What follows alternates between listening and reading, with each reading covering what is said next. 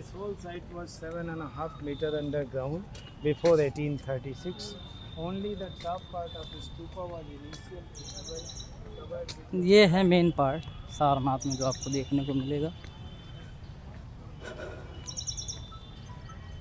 Start, right.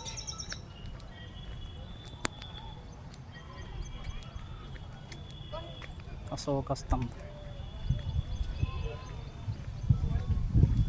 ये अशोक स्तंभ जाने का रास्ता है। ये जो स्तंभ दिख रहे हैं यही हैं बल्कि